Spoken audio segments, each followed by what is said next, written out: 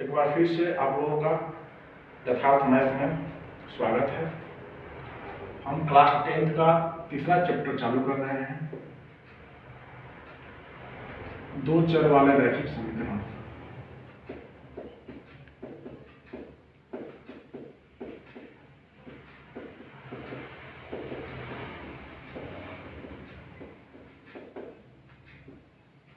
पिछले क्लास में हम लोग ये पढ़ चुके थे कि दो चर वाले रैखिक समीकरण जो है हमको तीन तरह के पढ़ने हैं।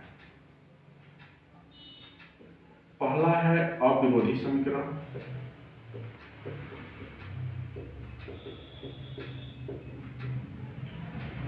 दूसरा है विरोधी समीकरण और तीसरा है आश्रित समीकरण।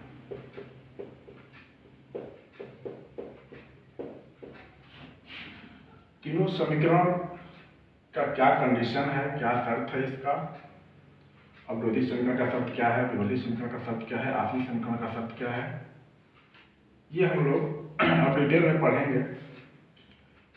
तो सबसे पहले अवरोधी समीकरण होता क्या है, ये हम बता चुके हैं कि वह समीकरण निकाय जिसका एक अद्वितीय हल हो उसे अविरोधी समीकरण कहा जाता है।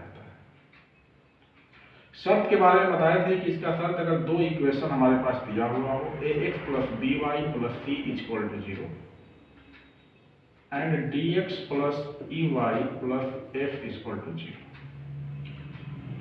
तो ये दो इक्वेशन अविरोधी समीकरण तभी कहलाएंगे जब a/d ≠ b/e। ये आपका कंडीशन है। अगर इस कंडीशन को अगर कोई इक्वेशन फॉलो करता है इसका मतलब कि वो अविरोधी समीकरण है। उसके बाद नंबर आता है विरोधी समीकरण का। तो विरोधी समीकरण का कंडीशन ये होता है कि a/d = b/e ≠ c/f। अगर इस कंडीशन को अगर फॉलो करता है कोई इक्वेशन तो विरोधी समीकरण होगा। विरोधी समीकरण का मतलब होता है कि वह समीकरण निकाय जिसका कोई हल न हो उसे विरोधी समीकरण कहा जाता है।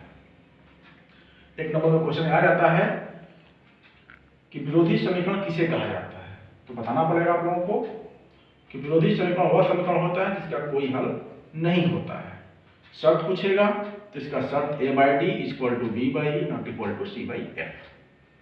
एंड अगर आश्रित समीकरण की बात करें, अगर इसकी कंडीशन की बात करें तो इसमें तीनों इक्वल होते हैं। a/d = b/e = c/f। ये आश्रित समीकरण का कंडीशन है, शर्त है, जिसमें तीनों बराबर होते हैं। a/d = b/e = c/f। इसके जो हल होंगे अनगिनत हल होंगे, अनगिनत। इसका कोई हल नहीं होगा और इसका अद्वितीय हल होगा।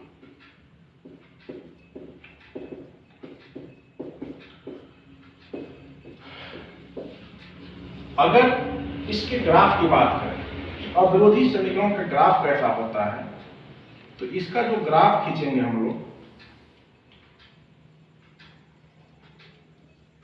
ये आपका x एक्सिस है जिसको x अक्ष बोलते हैं, ये x डैश अक्ष है, ये y अक्ष है, ये y डैश अक्ष है।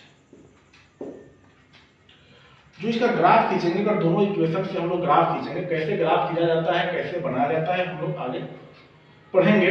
लेकिन जो ग्राफ होगा, इन दोनों समीकरण का जो ग्राफ होगा किसी एक बिंदु पर इंटरसेक्ट करेगा। कुछ इस तरह का इसका ग्राफ है। जिस पॉइंट पर ये इंटरसेक्ट करेगा, यानी जिस पॉइंट पर या जिस बिंदु पर प्रतिच्छेद करेगा, यहां पर इसके हल होंगे। इस समीकरण का नाम दे देते हैं ax + by + c = 0। इस इक्वेशन का नाम देते हैं dx + ey + f = 0। इसी तरह से अगर विरोधी समीकरण के ग्राफ की बात करें तो इसका जो ग्राफ होता है, x अक्ष, x डैश अक्ष, y अक्ष, y डैश अक्ष, तो ये एक दूसरे के समानांतर होगा। इसका जो ग्राफ होगा कैसे खींचा जाता है हम लोग आगे पढ़ेंगे इसको, ग्राफ समझ लीजिए।